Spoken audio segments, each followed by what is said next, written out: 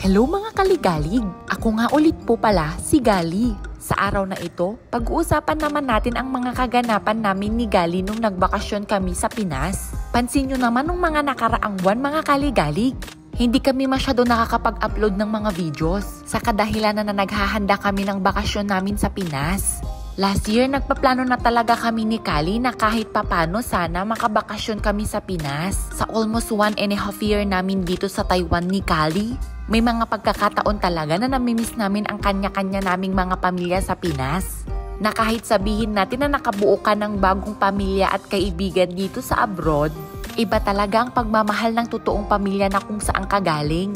Kahit ilang linggo ka lang magbakasyon sa Pinas, mayakap at makabanding yung mga taong dahilan kung bakit ka nagpupursiging magtrabaho araw-araw dito sa abroad. Kaya tara mga kaligalig, samahan nyo kami ni Kali sa pagbakasyon namin sa Pinas ngayong taong 2024. Hi, hello ulit mga kaligalig. Sa araw na ito, pag-uusapan naman natin ang bakasyon namin sa Pinas ni Kali. Last year, may pagkakataon talagang na pag-uusapan namin ni Kali na sana makabakasyon kami sa Pinas. Kaya nung na-approvean ang mga request namin na magbakasyon, kanya-kanya na kami nang bili ng mga pasalubong ni Kali.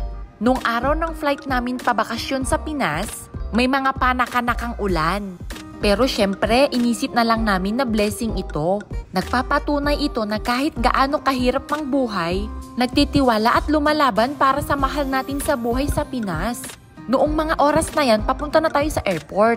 Kadalasan ang mga flight pa Pinas galing Taiwan, ang bracketing time ay 7 AM hanggang 2 PM. Ang nakuha naming flight ni Kali ay mga around 7 AM. Kaya madaling araw pa lang nagbabiyahe na kami ni Kali papuntang airport. Hindi kasi applicable ang Filipino time. Swerte mo na lang kapag late ka tapos delayed ang flight mo, makakahabol ka talaga sa flight mo.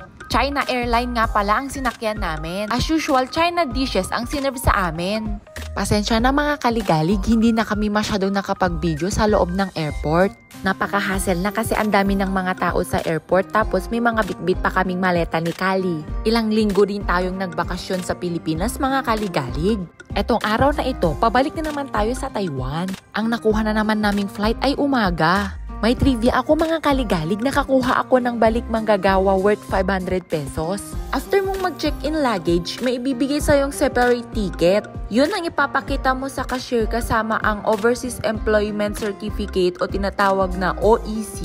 After natin mag-claim ang ating cash refund, nagpila na tayo para sa immigration. As usual, marami na namang tao sa NAIA Terminal 1. At may mga kanya-kanyang istorya kung bakit aalis ng bansa. May trivia ako ngayon sa NAIA Terminal 1 mga kaligalig. Meron na sila dito ngayon ng OFW Lounge. Pagkatapos nyo sa immigration, may makikita kayong mga signage na papuntang OFW Lounge. Sundan nyo lang yun mga kaligalig. Ginawa tong lounge na to para sa ating mga OFW. Para kahit papano makapagpahinga pa rin tayo habang naghihintay ng flight. Pagpasok natin sa lounge, makikita na natin ang mga kababayan natin na makikipagsapalaran sa ibang bansa. Karamihan naman sa ating mga OFW ay galing pa sa mga malalayong probinsya. Kaya malaking bagay sa aming mga OFW na kahit papano makakapagpahinga pa rin kami bago ang aming flight pa ibang bansa. Dito may kanya-kanyang hanap ng pwesto ang mga OFW na gustong magpahinga. At meron din magandang view sa labas ng lounge. Makikita mo ang mga eroplano na nagpre-prepare sa kanilang onboard. Sa loob ng lounge may mga amenities sila. Isa na dito ang may mga food silang prepare para sa ating mga OFW. May mga biscuits, nuts, lugaw, kape, at iba pa. Unli ito para sa ating mga OFW. Meron din silang free wifi at charging station dito sa loob ng lounge. Medyo may oras pa ako para makapag-ikot-ikot dito sa loob ng NAIA Terminal 1. Kaya nag-decide ako na mag-ikot-ikot muna dito. May mga bilihan naman sa loob ng airport. Marami talagang pumupunta na OFW sa lounge para maging komportable sa paghihintay sa flight. May malapit na snack bar and pasalubong dito sa lounge. Pwede kang bumili dito kapag may mga nakalimutan kang papasalubungan na katrabaho mo sa abroad. Nakapag-decide naman ako dito na puntahan ang aking boarding gate. Sa hallway may makikita kang kanya-kanyang mga latag para magpahinga habang hinihintay ang kanilang flight. Kaya malaking bagay sa aming OFW ang ginawa nilang OFW lounge dito sa NAIA Terminal 1. Eto na mga kaligalig, papasok na naman tayo sa eroplano na kung saan dito magsisimula ang pangarap natin sa buhay at sa pamilya natin. May kanya-kanya talagang tayong rason kung bakit nating pinipiling magtrabaho sa ibang bansa kaysa manatiling magtrabaho sa Pilipinas. Paumaga na ang lipad ng eroplano natin mga kaligalig. May trivia na naman ako para sa inyo. Mostly kasi ang mga flight ng economy class, hindi ka makakapag-reserve seat upon booking your flight. Kaya tip ko sa inyo mga kaligalig, habang nag-check-in luggage kayo, i-request nyo na sa airport staff sa check-in counter na gusto nyong umupo sa window seat ng eroplano para meron kayong perfect view sa flight. Makikita natin dito na almost around Metro Manila ay napupuno na ng mga buildings. Kakaunti na lang ang makikita natin ng Greenland. Ang gandang pagmasdan ng mga ulap mga kaligalig. Ito na siguro ang mga probinsya natin sa Luzon. Malawak ang Greenland at mga bulubundukin. Alam naman natin na ang Taiwan ay nakalocate sa taas ng Pilipinas. Kaya makikita natin ang malawak na kalupaan ng Luzon. Philippine Airline nga pala ang sinakyan natin pabalik ng Taiwan. Kaya ang sineserve nilang pagkain ay American at Filipino food. Medyo nakaidlip ako sa flight pabalik ng Taiwan. Kaya pagkatingin ko sa labas ng window, nakita ko na ang windmill sa Miaoli. Kaya alam ko in a minute na makakalanding na tayo ulit sa Taiwan. Pansin ko dito sa Taiwan mas malawak ang kanilang Greenland area.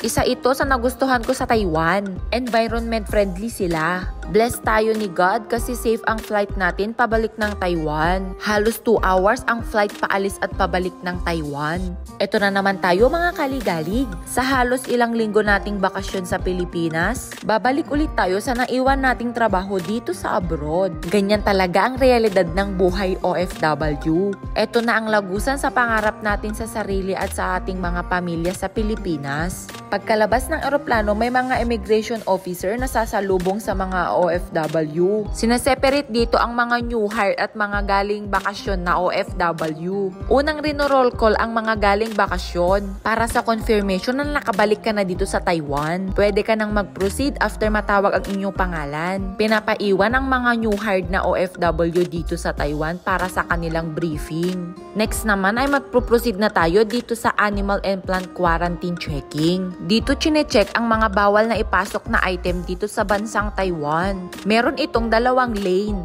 Green lane ay ang mga merong pass card. Ang red lane naman ay without pass card. Next naman ay pupunta na tayo dito sa immigration. Tip ko na naman sa inyo mga kaligalig. Dapat na fill upan nyo na ang arrival card na binibigay sa loob ng eroplano para smooth ang process sa immigration. After makapasa sa immigration, proceed na tayo sa baggage claim. Check mo muna sa bulletin kung saang counter mo i-claim ang inyong mga luggage. Nakadepende sa inyong flight inclusion kung ilang kilo ang inyong hand carry.